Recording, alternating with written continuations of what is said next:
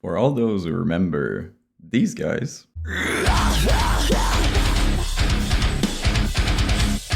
of course they're still around today, killing it, and they're probably one of the biggest metalcore bands out there. But the real question is, how did they get so big? What's their story? That's what we're gonna discuss today. So my friend, as usual, take a cup of coffee, cigarette, a bagel, whatever you feel like, as we explore the OM&M Myspace era.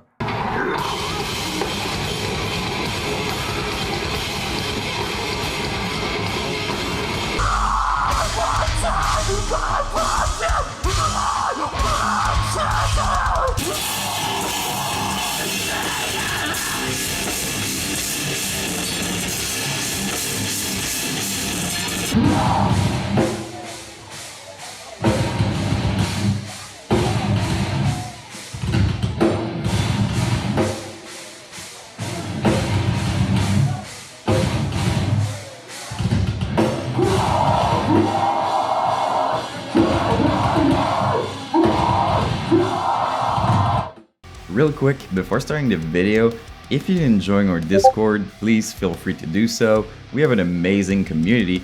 Plus, I always announce my video a little bit before. So if you want to know before anybody else what band is going to be in my next video, this is where you want to be. Also, now I'm going to be live on Twitch every single Wednesday at 6 p.m. So guess I'm going to see you there, or not. Whatever, let's go back to the video. So the band was formed in 2009 in New Zealand by Austin Carlile, previously lead vocalist of Attack Attack.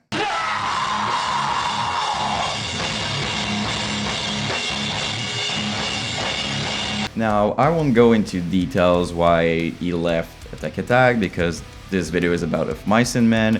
I know there was a lot of drama and like the band at the time released a statement. Austin said something else, but if you've been watching my videos, you know I'm not about negativity and drama and stuff like that. I'm mostly focused on the music and what the band did in the scene.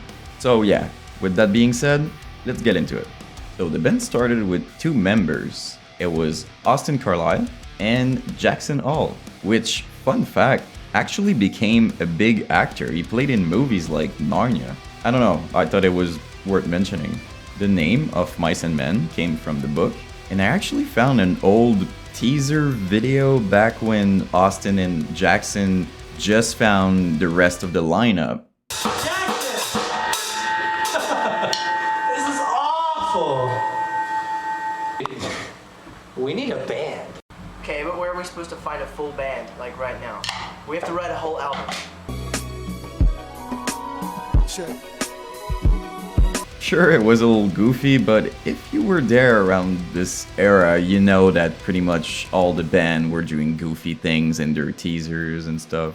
But yeah, anyway, I could tell you how everything started, but I'd much rather let Austin do the talking. OM&M started off with Jackson and I left my old band, I wanted to do something new. So I said, hey dude, let's start a band. And he said, okay. And then Columbus, Ohio. In the snow. Deciding, let's do something. Yeah, we went from Columbus, Ohio, picked up this guy online, and Phil, our guitarist, drove all the way to California and started a band. A mail order drummer. Yeah, mail order drummer. Mail order wife. From San Diego, 619. We drove from Ohio all the way across the country to California, so that was interesting. But now we're here, and pretty much that's how it started. So yeah, with their official lineup, they started writing music. It was awesome, and I did found a demo they did in 2009.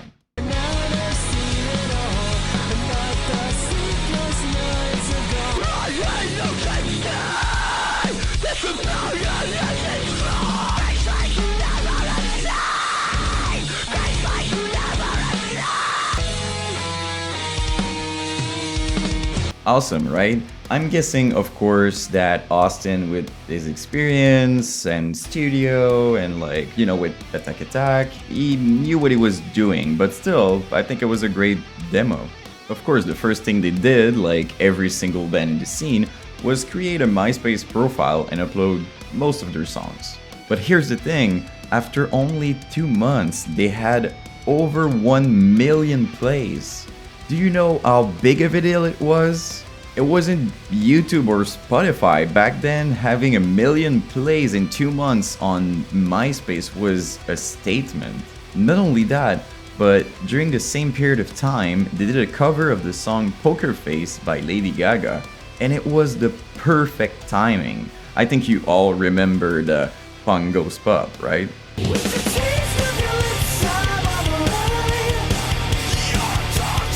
I think it's worth mentioning that the song was mastered by Tom Daney from A Day to Remember, and here's how it sounded.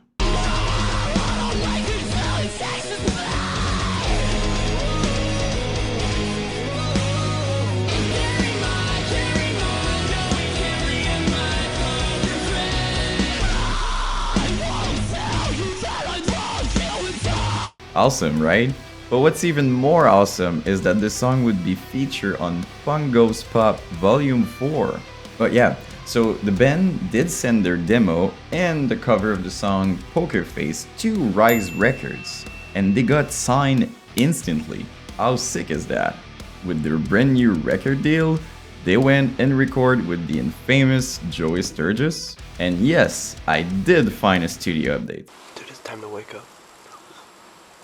It's time to go to the studio. No. I got my man purse, MacBook, and my other man purse.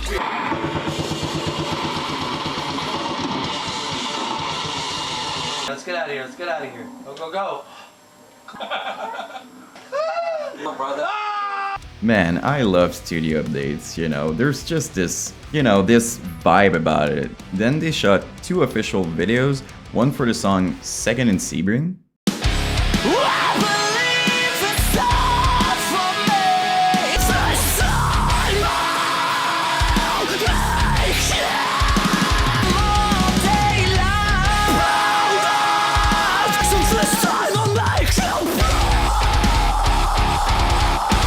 And another one for Those in Glass Houses.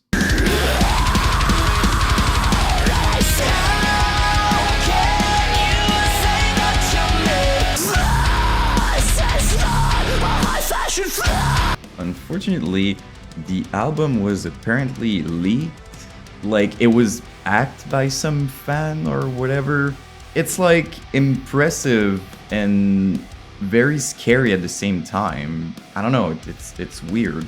But yeah, it was pretty bad for the band, you know. Imagine working this hard and having such a great start with like millions of views and stuff like that, building something real, and then your official release is completely ruined for no reason. But yeah, on a more positive note, well, on a very positive note, in March 2010, Of Mice and Men finally released their self-titled album.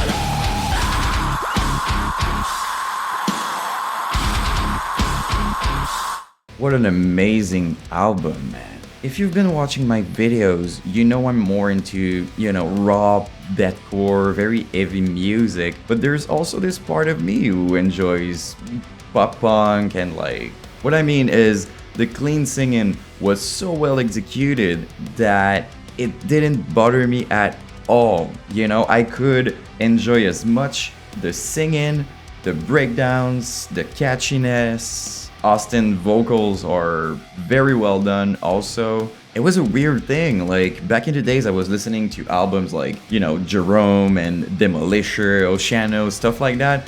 And at the same time, I was listening to this album of Mice and Men, and I was enjoying it.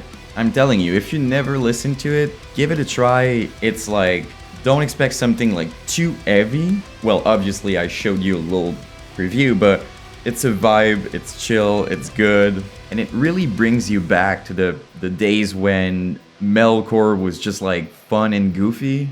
Anyway, I think a really good way to describe this album is that even if you never listened to it and you would go to a show and you would hear those songs, you would still have a lot of fun. And yeah, obviously, talking about the live shows, they were incredible.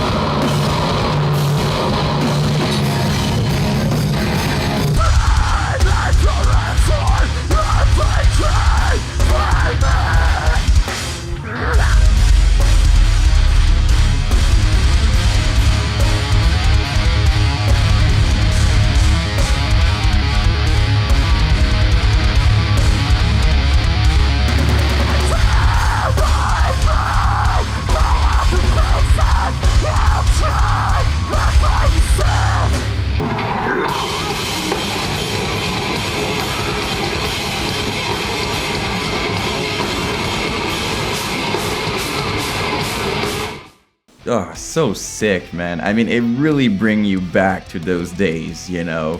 Clean singing part and then the big breakdown with like emo kids mushing everywhere. I don't know. There's something about that. But yeah, the band was on fire. I mean, they were featured on big tour, like for example the Squash the Beef tour with Emma Rosa.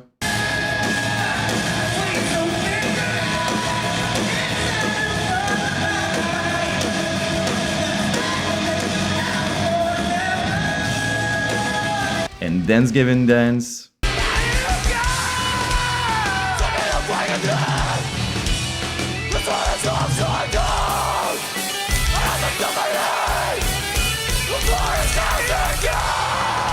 He also supported big bands like Icy Star during the Atticus tour.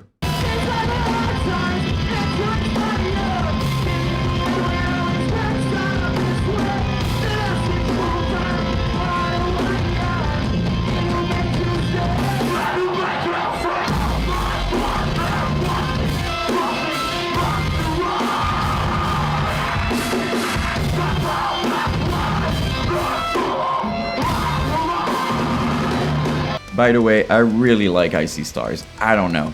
There's something about this band, you know? Anyway, the album actually peaked at number 115 on the Billboard 200, which might not seem impressive, but believe me, for a brand new band, just peaking on this chart was an achievement in itself.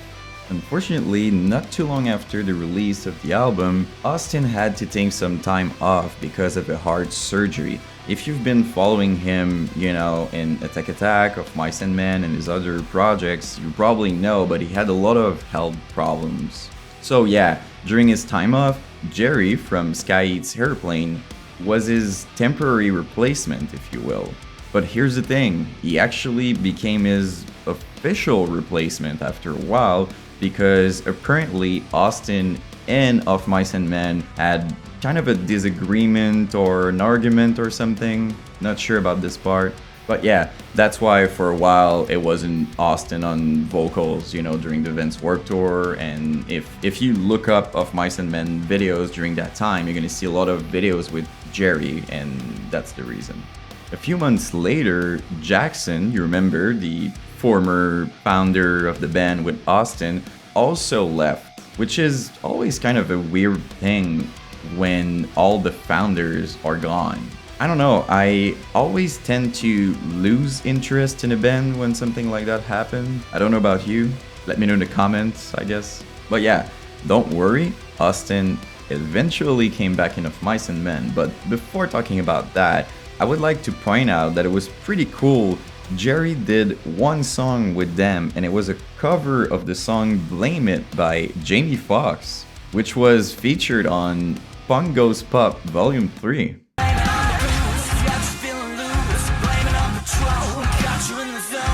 Which brings us back to January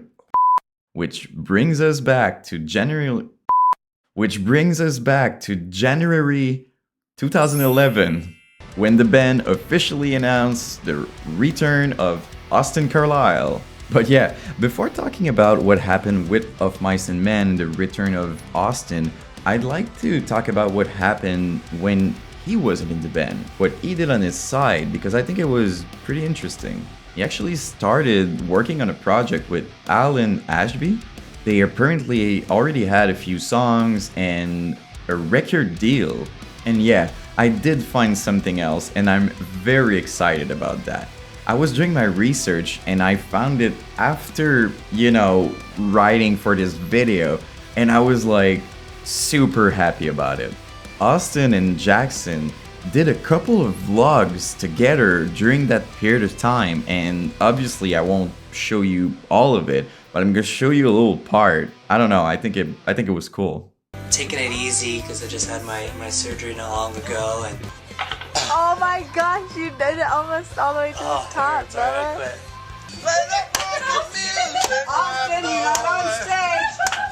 It was great. It was probably the highlight of the evening.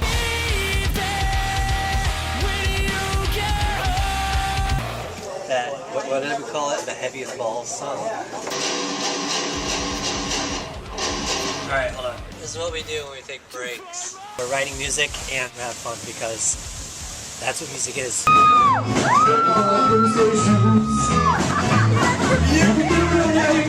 Anyways, we hope you guys enjoyed the clip, and hope you guys are stoked on new music. Alan and I are. Awesome, right? I mean, at this point, I think it was pretty fair to assume that the record deal they had together was with Rise Records, because all the vlog was released on the official channel. So the question would be, what happened with their record deal when Austin went back in Of Mice and Men? But my guess would be that since it's the same company, Rise Records had Of Mice and Men and their new projects, so they probably just cancelled it, knowing that Austin coming back to Of Mice and Men would have way more impact. But yeah, this isn't an official information, I could be wrong, I'm just saying. Also, another cool thing, Austin didn't came back alone in Of Mice and Men. He did come back with Alan and rejoined the band. They even re-recorded some of the material they had together as a duo in Of Mice and Men on the next album, but I did find an interview in which they were explaining what happened. Alan and I were actually working on a project in San Jose before we were going to join the band again. Right. Because we didn't plan on it, we were just going to start a new band. Right. Well, we actually already had a record deal. I forgot about that. Me and him had a new band, new contract, everything. And then some stuff happened. I called my manager. I was like, "Does Mice and Men want me back?" And came back, and what we did is we just took the songs we were working on already, and aka his genius mind, and put them on the album. So like 5 of the songs on the Mice album was what he wrote like a year and a half ago. So it's pretty cool that we got to use those songs we wanted for our stuff. Became a Mice and Men song. Added Shaylee with them, put better drums in them because Tina's an amazing drummer, and there you go. But yeah, with Austin and Alan joining back the band, they had to do a few lineup changes. I believe the guitar player went back on bass. He was doing backup vocals as well. Well, not backup vocals, he was doing the clean vocals as well. And yeah, a few changes like that. But the most important thing is, there was no friction anymore, and it really seemed like a healthier environment. We have a big positive vibe now. Okay. This is kind of like one big happy family, and before there's just kind of little things that are but now it's just like, hey, everybody, we love each other. And so with their new vibe and their new mindset, they started writing music again together, and they went back in studio with Joey.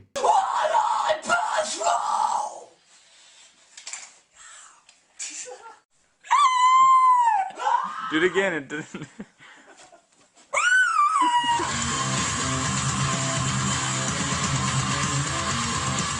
Which brings us to June 2011, when the band officially released their brand new album called The Flood.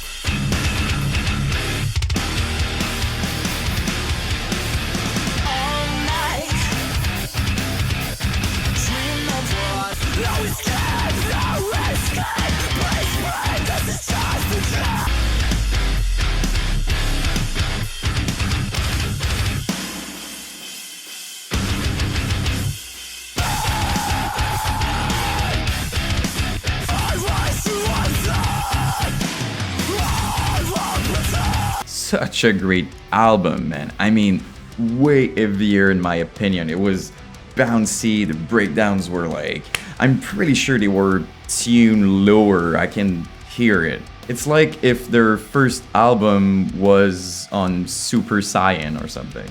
But yeah, seriously, I mean, everything was well executed. Austin vocals were matching even more the tones and the emotions of the songs, the technicality of the whole band was improved. Everything was just better, and here's the thing. Back in the days, I don't know why exactly, but I specifically remembered preferring the first album. But I don't know, it's kind of this thing where, you know, when you watch a movie and then there's a sequel, you tend to always prefer the first one because it's when everything started and it's when you discovered this new thing. So I don't know if it was only that, but while I was doing my research and I was, you know, re-listening to it, the second album is way better in my opinion. Believe it or not, the album actually debuted at number 28 on the Billboard 200, selling over 13,000 copies in its first week.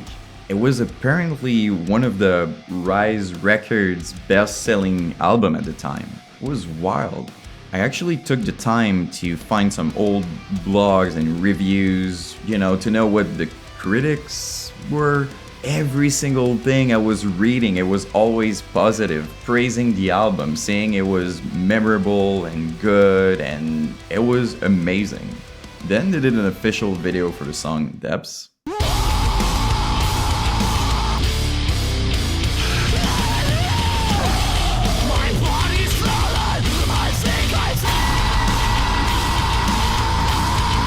And let me tell you, during that era, the live performances were unreal.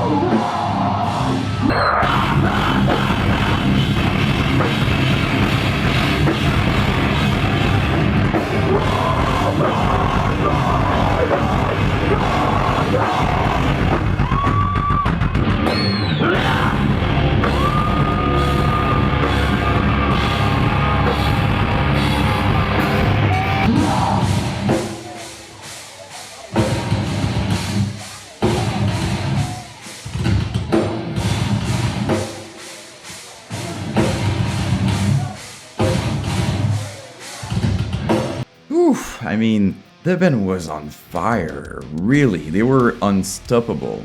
If you were around during those days, I'm sure you remember. Of course, they were blowing up on MySpace, I remember, but when I was doing my research, this time, the Wayback Machine really let me down. It's the place where I go to find, screenshots and footage for my videos, old MySpace pages. But with Of Mice and Men, nothing. Nothing was like loading on the screen, it was a mess. But I'm still gonna tell you that they were blowing up on MySpace and the hype was real. But I guess the real question is, what happens next?